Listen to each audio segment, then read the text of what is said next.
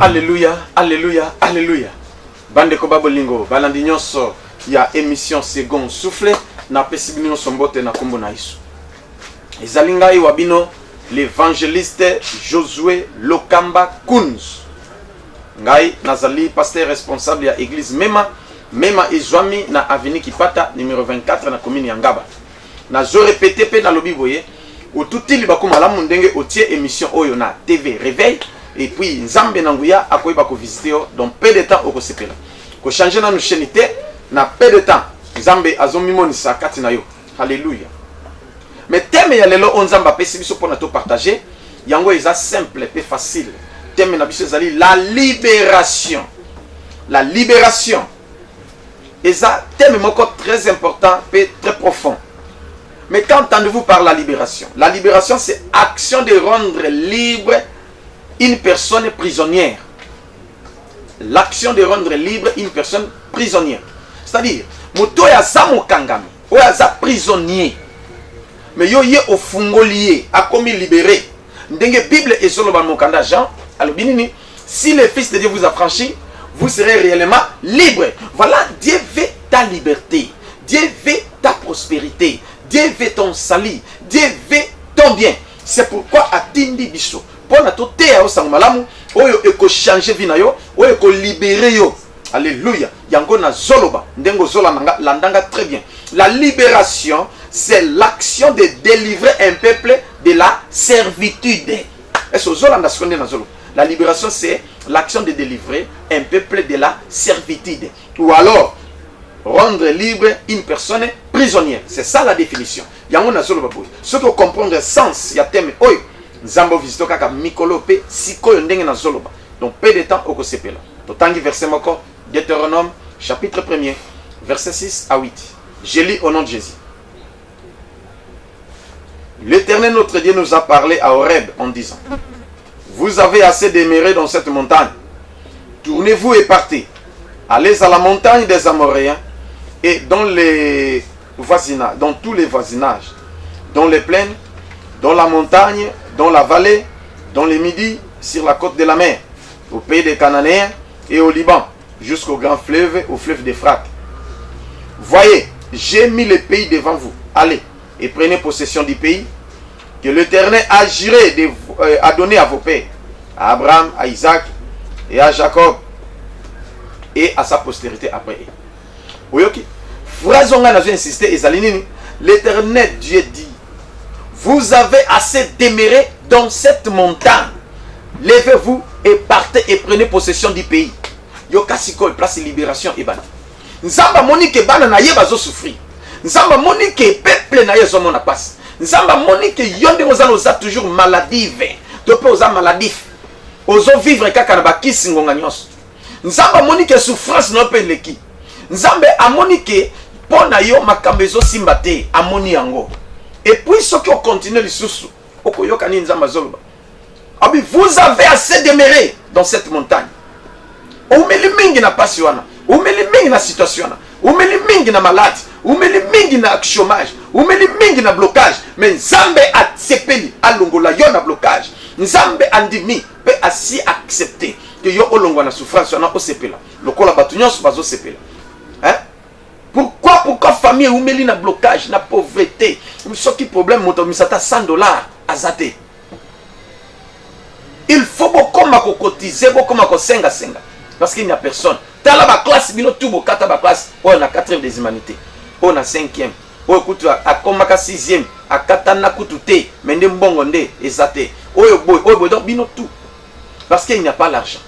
C'est pas normal. Nzamba ye pona a libérer bino. Pe oko zombong, boko mitang sa oko sala ta autodidacte, pe oko sili sa classe, pe oko zombu sala bien. Na zoloba, na zokanguya na Nzambe ko latanga. Po sana bando prier kasiko. Mende tika totanga verset mususu. Exode chapitre 3, verset 6. Verset 6, verset 7 à 8. À 10 pardon. Exode chapitre 3. Tu bani na verset 7 pour na to gagner temps. De ceux qui dans verset 10. Et le Bible. L'Éternel dit: j'ai vu la souffrance de mon peuple qui est en Égypte. Et j'ai entendu les cris que lui font pousser ses oppresseurs. Car je connais ses douleurs. Je suis descendu pour les délivrer de la main des Égyptiens. et pour le faire monter dans ces pays, dans un bon et vaste pays, dans un pays où coule le lait et le miel, dont les liés qu'habitent les Cananéens, les Éthiens, les Amoréens, les Phérésiens, les Éviens et les Jébusiens. Voici les cris d'Israël sont venus jusqu'à moi, et j'ai vu l'oppression que leur font souffrir les Égyptiens. Maintenant, va, je t'enverrai auprès des pharaons, et tu feras sortir d'Égypte mon peuple, les enfants d'Israël. J'ai vu la souffrance de mon peuple qui est en Égypte, et j'ai entendu les cris qu'il lui faut pousser sur l'oppresseur. Je connais ces douleurs. Alléluia. Okansi nzamba beti kara. Ezala maman mususu tokutani. Azole labino nzamba yoka kangaite. Papa, na sali nyonso na resirte. Na sala bo ezo simbate, ezo simbate. Ba na koti ba retraite. Mais pourquoi nazobika te et nazo fungwa mapete. Ngabi mama, Joakimia, ba prière no nyonso sala nzamba yoki. O nyonso ba retraite okota nzamba yoki mais lelo azo futa yo. Oza la libérer. Yo pas amen. Donc action de libérer quelqu'un, action de libérer un captif, ou un prisonnier au libéré. Dès que tu bondeli na maman, paf, na bise maman 3 jours après, ya kokuta nanga. Tanga yokuta nanga, to bondeli sous tanga ke maman le lazane sem. Nzamba bikisie, nzamba délivrer et lelo abani koteka. Azu fond ya commerce et loko imagina quitter. Mais nzamba salia. Yango pour dire que Dieu est capable de sauver. Dieu est capable de tout faire. Oyokinga, maladie wana ozo souffrir wana. Ezo zonge la colonne yango. Moto atinde la ki ezo zonga. Banguna na yo bako sibir parce que nzamba lobi na Galates chapitre 5 verset 10. Dernière phrase à lobi, celui qui vous trouble, quel qu'il soit, il va porter sa peine. Moto azo trouble santé na yo. Moto azo trouble vie na yo.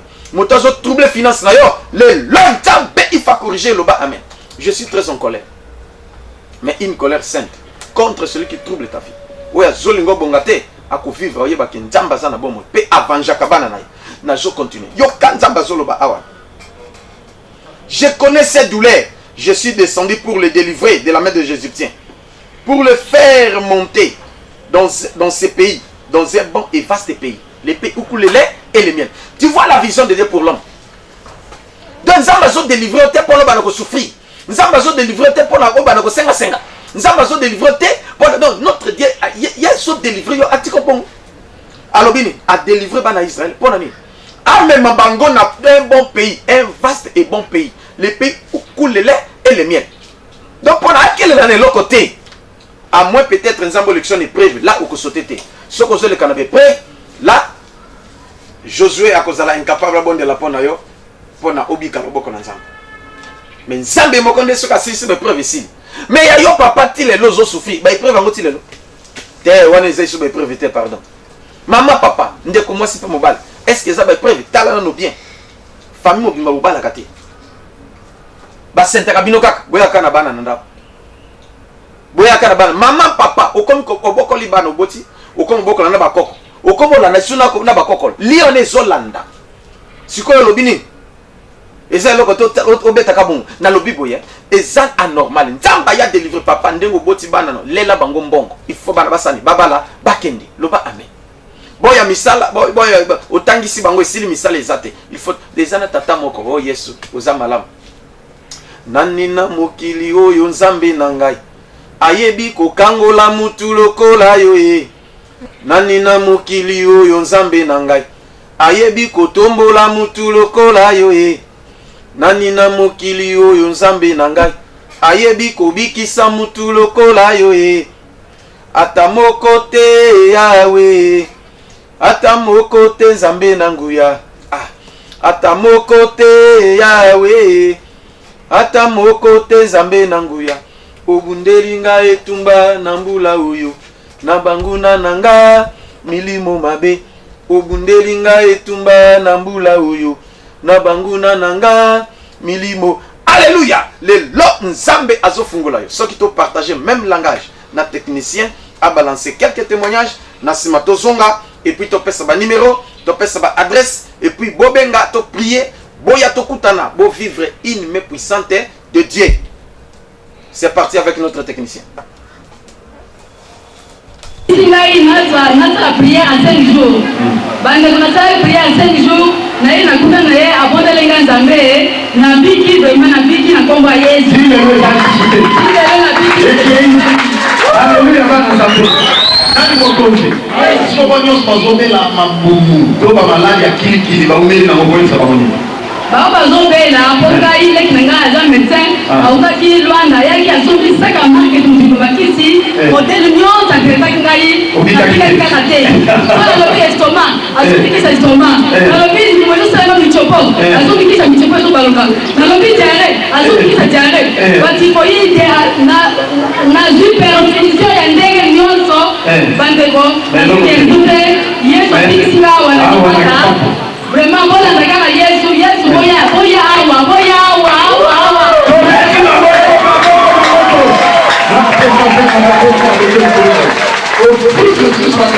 voilà tozala jeune moko awa jeune garçon komona lipofa ni wapi alléluia église amen komona ngai frère mapela mulumba frère Patrick Patrick nafandi na kama 53 mais nafandi kwa mingi te na kama nayaka wana lera dosa na lemba tinde nazawa refulenga na ngola nayaki nazaka kula na kama 53 pa mama na malata sikoyo olingo témoigner nzambe asali mipoba yo vraiment bandeko eza pasi vraiment sur la petite histoire vie na ngai nga mokoso ya fandi parce que il a volé la vie na ngai sans vacances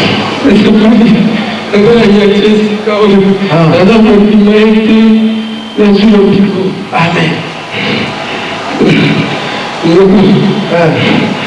nasali na lemba nayebani na bakabele abiso bazala kubenanema tozala nimero mabengana ngai na bene na bango bakabeli ngai bango bazafanya bango na kamosinga to bazafayebi so azwi mbongo ekela masanga ya basi naokavana dezoze noselelo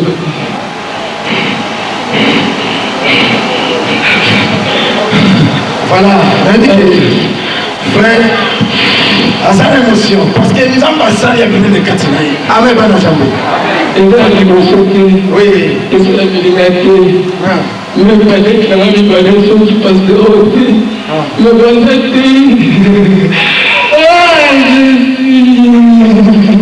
zambe na mwila se manifeste katinaï au vivre sur la grande chose dès que tu as ma colère vie na oyo j'ai changé au combien de temps et pendant le long aux osala la chance mayo nous allons se retrouver na komona yesu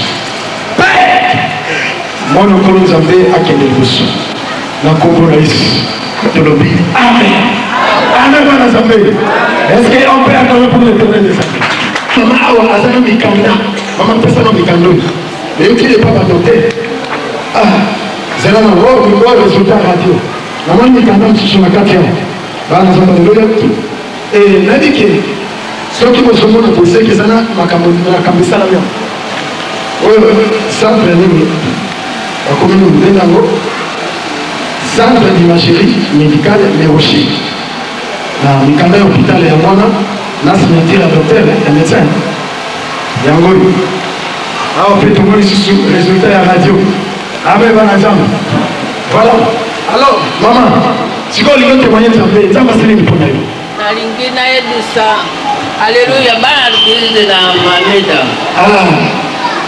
makambo oyo osalinga na ndako wana nakoki koloba nyonso te poso mibale bomonaki ngawa te bamoni obele mwana oyo atunga na ye ndako wana bamoni akei kotinda groupe atindi groupe ye abi groupe wana bakolela yo nango yo mama na ye kasi ndani na tato ya bino kuta kokolela ye te kutu wana lokomina nde nabonani wana baba yo hakufa jamais poso mibale wana nalia te namela ta mai te panzie ekangami soki na sanja wa kosu koko muimeke ka telefone mwana ngana kotota abike mama zombongo pona ko hôpital sikoyo bayena mama au bayaki au mama c'est la zamia azali papa yaka mwana naye yasuka wapi yaka kimamba eza jeune fille obeta nzango voilà bana zoka lelo voilà yo muteke mama avant de côté de l'hôpital mais ayena mama awa mama contemple te ba aussi bien aussi to ko ndelinda to bi mama tena takola mama tele ni moko azobi amen haleluya bana zabe nani mo tonzi to ni sawa to ni tenga sana abiki na hivi mais le corps mona tinda ki mbongo pour pas que hôpital pas que dans l'hôpital sur l'hôpital dans le l'hôpital docteur a dit qu'on a des radios, peut-être maman pose à la pose à la Paris. À saliver bon, que na abattoir pour nous. Donc comme nous la bataille, nous va dire non maman ça la maladie fait. Asa quand les gens maman, asa na bien. Asa bien. Le logo comment ça fait? Va pousser le côté. Le logo. C'est comme on est quelqu'un pour le hôpital. Hôpital encore sur la moelle. Amen bana santé. Maman, demo piki monga na piki sio. Nzambo na piki sio. Faut pesa le coup na nzambo. Yo. Na kombo na Yesu ni raka ya nzambo sio kati nayo. Et continuer kaka na kusala. Oya kwa dekano tunguru akukupa. Na kombo na Kristo. Amen. Tembo na lipo bange. Mama lidi na banda ki na mikolo enu utaki wale kana zaki na zaba mena miniti oe na komi na kanyoka setane. Na kanyoka setane. Na ngaba. Mena oke mwanepo na ba problème ekukwe ila kikata mwana zanaki na zaba. En tout cas, on a prière à lundi na samedi to négligea kambote. Mwana kama nzambe liboso bandoki soki na otala papolo na okumsa nzambe mama. Amen. Saye melende na zate. Melende na zate à partir de la prière nende boso mona ngana zo telema. Na zo formation à lundi na samedi po na ngana lo bakana koma nzambe. Boso bandoki bazana eloko ta ko sala ngai. Amen. Yene nesika na taki kombati makasi. Bayaki etuluku pona ko combattre ngana si ba papa na ba ba témoin. Oui oui. Bayaki etuluku penda na veni pona ko combattre ngai. Ngana yeki si ba ngana za oyo. Bia ba mukini bazate mena za onza malobi na zali. Boko bungisa ngai me ko longa ngai te. Quand Dieu te dit il peut tomber à gauche et il à droite avec Jésus nous sommes plus que vainqueurs. Amen. Na long bien aimé na bungisa. Nazalaki ya koyata mususu na comprendre te mais la minute on a expliqué na comprendre na zanani parce que na kutana na mtambo papa kutana na ye na injimia nene ana nzambe na tunangai bana kopela mbongo soki monani na koto hospital mbongo soki monani batu bazo combattre nga oto sana bango na kati na lupango batu bazo combattre oto sana bango nzinga donc nzambe bandi ko fongola ngai misu bien aimé mwana bango to komi ennemi tango bayekisaka biso loba banguna na nga bakomona kate na komi nzambe liboso na bango bien aimé ezalaki pamba te nga nayebisi bango nga naza ya nzambe naza ya bino te nakobanga bino te na na nzambe bien aimé komi ezalaki ya molimo ekomi peti na mosuni jusqu'à ce que nzambe na leli nzambe nazalaki na mosu mpe na ye te me nazogene na ndako nazokila bilei nazobonde bapriere wana ezopesa panike na nzaka ya bambuma na jusqu'à ce que nzambe ayekopesa ngai akoyebisa ngai na monoko ya papa na bima na lopango nzambe afongolinga miso atalisi ngai etadame ya lopango bien ebezaki esika kofanda te salite na niveau moko kokosiporte te me baange bazoyaba la jusqu'à ce que na ndako nga nazalaki ezalaki mpona bolingo ya nzambe bibelo bisika nyonso so totie matambi epesemeli biso na komba nyonso nzambe apesinga mbongo ya garanti mosusu mpe nazwaki ndako bisika nazali yango nazoglorifie nzambe eza lisusu te papa naza mpenza nazovivre mpenza nazoloba mpe bandoto ya mabete bien ene kuna kolala pongi te lisusu te oza na songe ya mabete le poko na nzambe ezala na yo nzambe afungoli yo mpona libela Ok, mais le saut, la combo na Yesu. Amen. Bonjour, maman. Pe combo na Yesu. Ça va salir le premier. Bandeko, alléluia. Amen. naye kokumisa nzambe na nga nde bomoi natelemi boye naza ya sika na eglize oyo te nabandi na bana nango mosika mpe navandi na ndako mbula mobimba makolo nazali kotelema te soki natelemi nalongwe na mpeli nakumisi nzambe na nga mabe kobukana longwa na kobukana te tina kolonga bana bazolandanga na priere na ndako na priere na ndako na priere na ndako yango nayoki malamu ezalaki mongilani ya satana naza na likambo ya moto te bato nyonso bayebinga bayebi ya monene oyo nasali nayambaka basali ya nzambe nayambaka bapona nayambaka bana etike nabakolaka libota yango nzambe atremisinga lokwa nanyaki na eglise boye nazala napona libela na kombo na Yesu nzambe nazaki biso mpona libela e makolo nyonso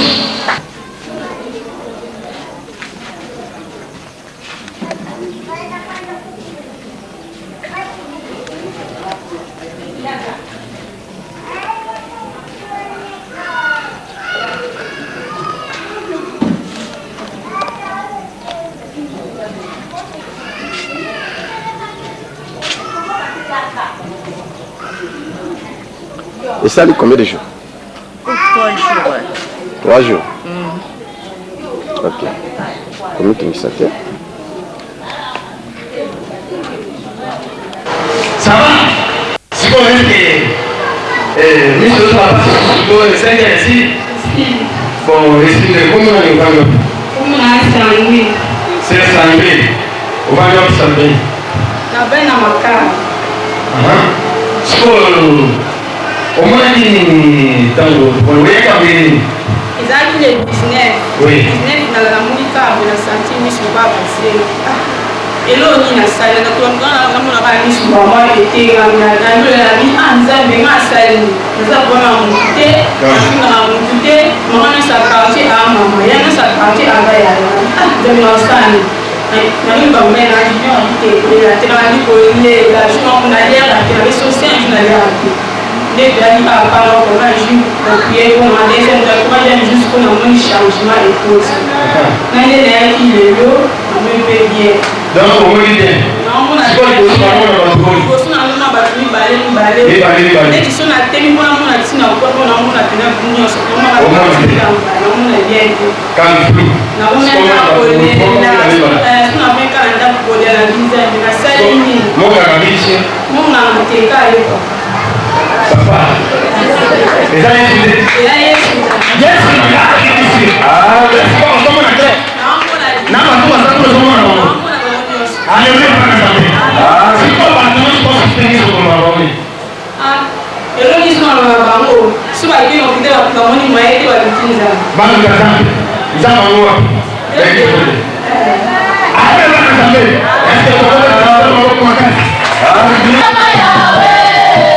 mwana nga age ya 30 ans bakangi bango na kasi katia mobimba bayebi te bakotisi bango prison ya se ya mabele kasi naye kolebisa josue nzambe na ye asali mwana nga abimisi na kati ya kanso kuna bayoki soni nayaki na foto na ye liboso ya nzambe nzambe oyo josue asambelaka alongwe mwana nga na kanso lobi tokutaki kosola na ye katia mobimba balobi akoti boloko na se ya mabele nzambe abimisi ye na kati ya boloko naye kokumisa nzambe wana apambola ye akokisa bina ye bina ekamba ye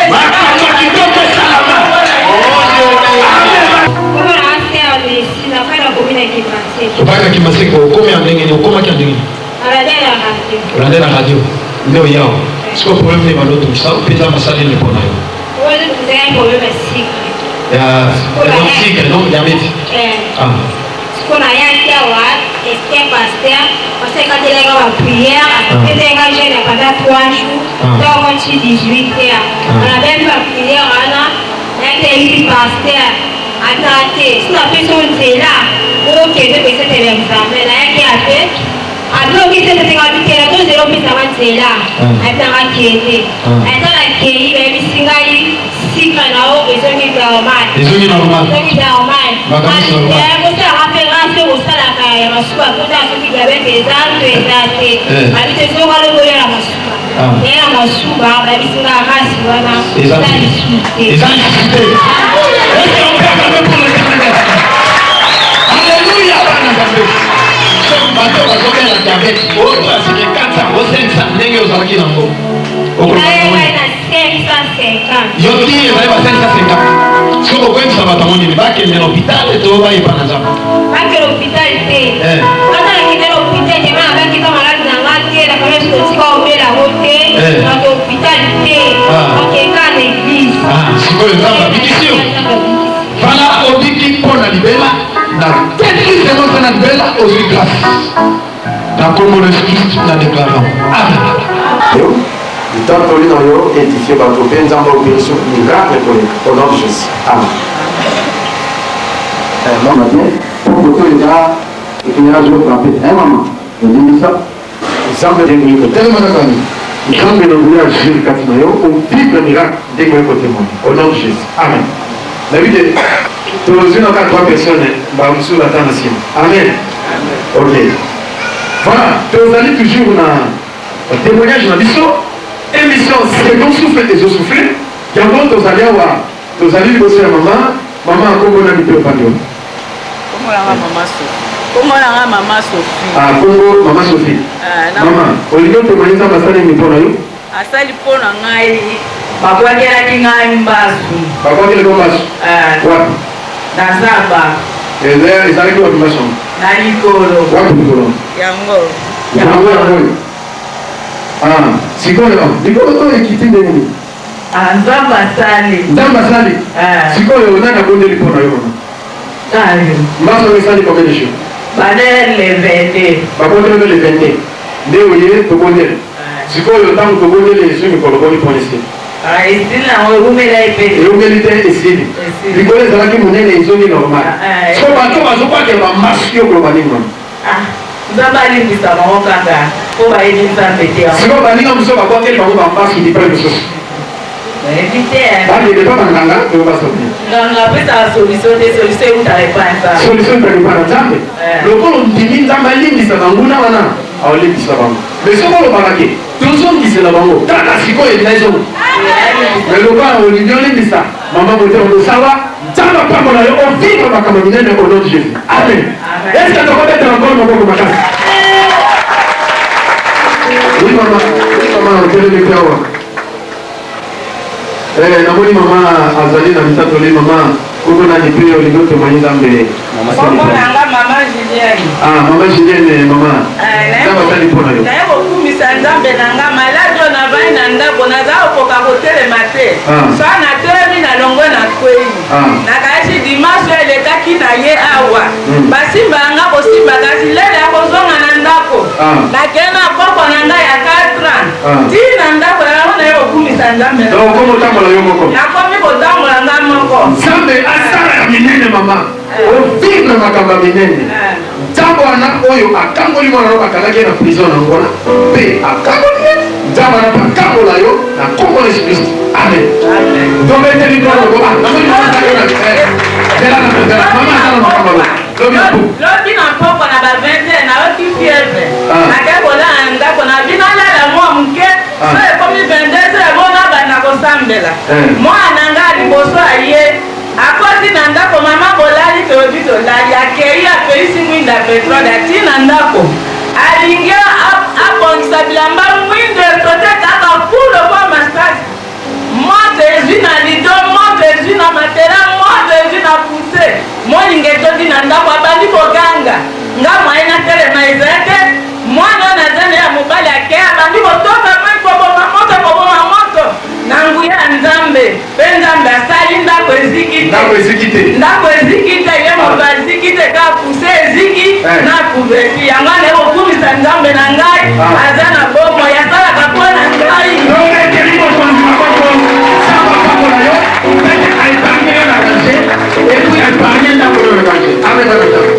Si dans le moussousou, ça peut déjà, ce qui est au Messie, au fait de tout, non mais ici, mais dans ma souris, dans mon aïe, ici, Grâce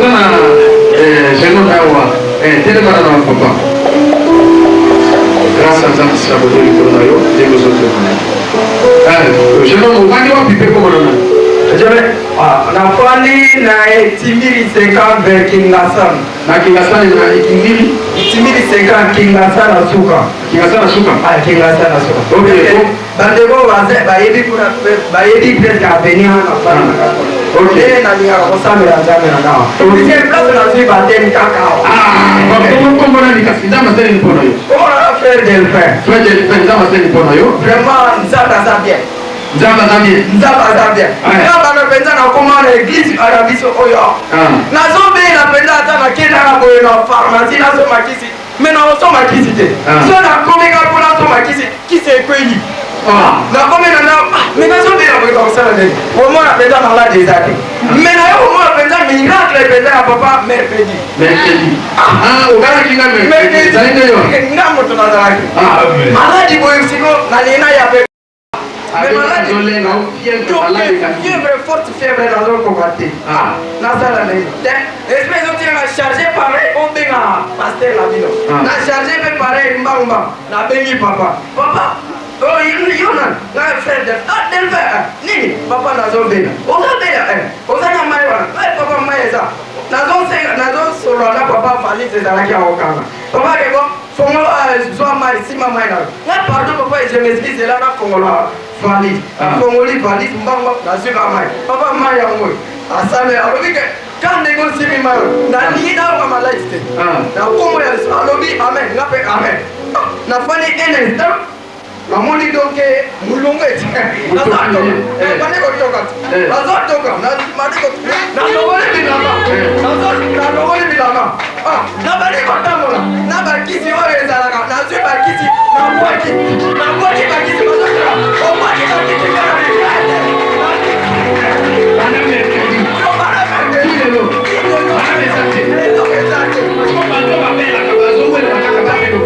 Je me suis dit que vraiment Nzambe a dit ça. Ozombela, kocha vraiment Bastien Sokil, kocha vraiment idolâtrie. Qui si kocha na motema te. Ça me benga ka papa, soki obengi ka papa. Vraiment soki obiki te. Soki na témoigner lokuta, ba oyo ba témoigner Nzambe, ba yebi ke ya solo makamata. Wow, benga kile ko zongela puta. Non na solo maladi na mali na mali. Susu pendant ko la kisabino ke bomoni nini nzamba zo sala na kati na église même bato ya ba malade ndeke banda âge à 7 ans akuya ka 18 fois par jour nzamba bikisi bato asthme abotami na asthme atamboli biskebele na ba pasteur na minganga na lobite ke nga na zeleki bango te. Je suis le moindre de tous les évangélistes du monde, c'est le dernier ngane l'échec ya ba évangéliste nyos. Donc appelez-moi même frère Josué parce que oya osala makambo na ezangate ezende Yesu ya zakati nanga atie loko Yesu afandia pe yende mutazo sala ezangate yango na zoloba bato na bazobika mutateka ka ba client ba yakate na maison ba client ba yakate mais tanga eto bondeli tolobi onction distinction lata yo mais tanga ke bomoni bolandi bino ko na bilili mwana subaka chaque jour atana moi atana butu to bondeli masube kata mais papa mama yondengo zawa na ozana mosi na subaka na mbeto ozana mobile asubaka na mbeto mais okangi motema olingi oboya ye pona nini non yaka na ye tokobondele kosila oyokinga na lobi c'est le mois de la libération, c'est le mois de la libération et c'est la libéré. D'ailleurs la République démocratique du Congo ezwaki indépendance mokolonini le 30 juin na mois oyo. Alors moi oyo mutu nyos na lobibo ndengo zola nanga Nzambe a destiné yo pona ozala libéré. Na problème lata yo na o luka solution mbule belé tango yango yo oza libération na yo. Est-ce qu'on landinga bien? Loba amen. Yo moko olandi ba témoignage o Nzamba zo sala e makambo ebele mwela commenter mingi ezate mais totanga verset moko. Exode chapitre 6. Je pense que ce qui ça. Exode chapitre 6 verset 1. Et l'obini. L'Éternel dit à Moïse, tu verras maintenant ce que je ferai à Pharaon. Une main puissante le forcera à les laisser aller. Une main puissante le forcera à les chasser de son pays. Loba nakangi Bible nangai. Ndenge nakangi Bible. Makambelinge banda ya bien. Ndeko nangai. Oyoki siko Nzambe ndenga solo. Alobi, maintenant tu verras ce que je ferai à Pharaon. Une main puissante le forcera à le laisser aller. Une main puissante le forcera à vous chasser de son pays. Na zolo bandengo zola nanga. Le boko ya nzambe yanguya. Eko forcer maladi wana etika nzoto na yo.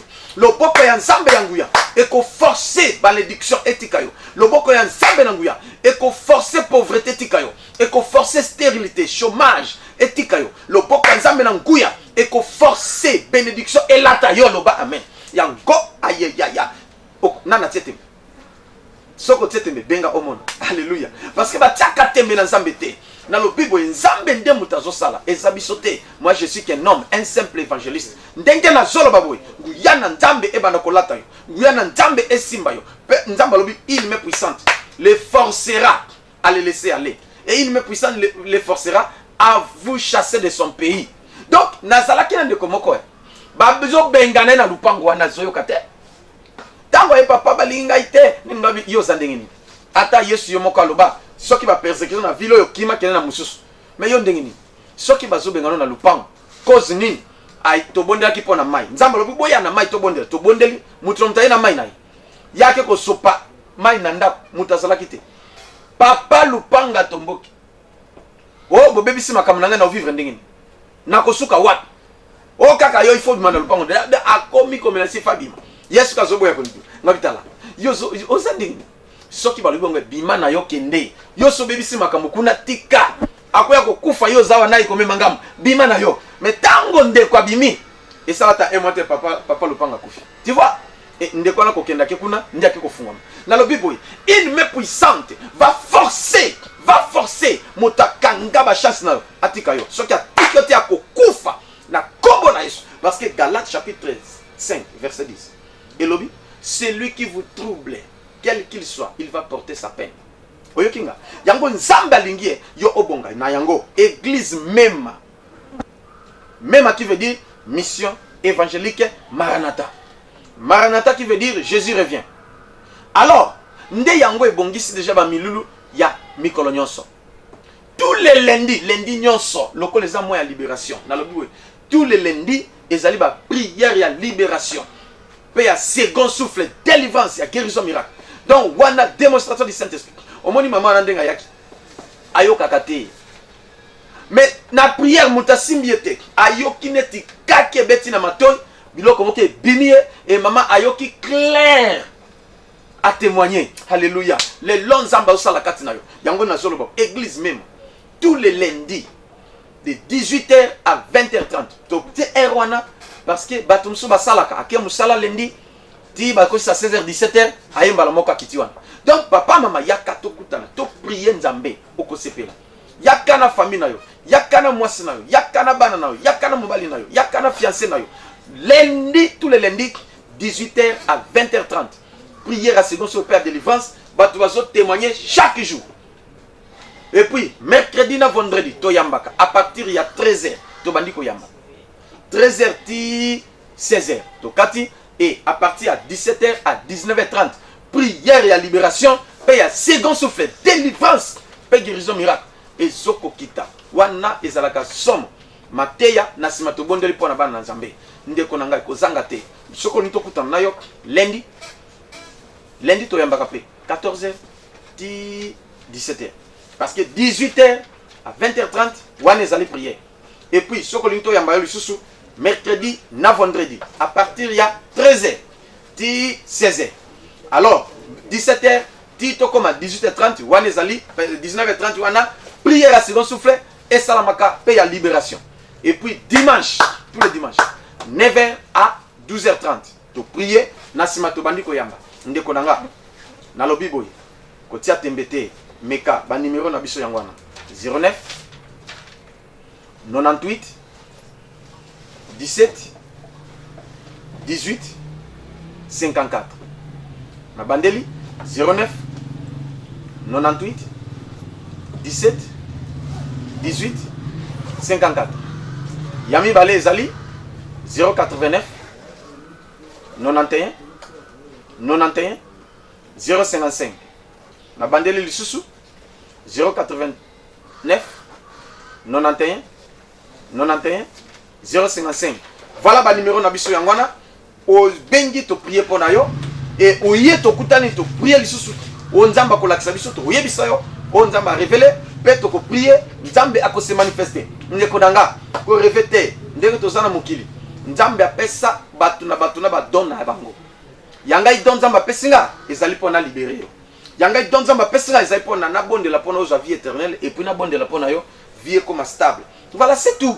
Ce qui malade ronja yo, nzamba pesinga idon na bonde la pona yo malade waniti kanzoto na yo.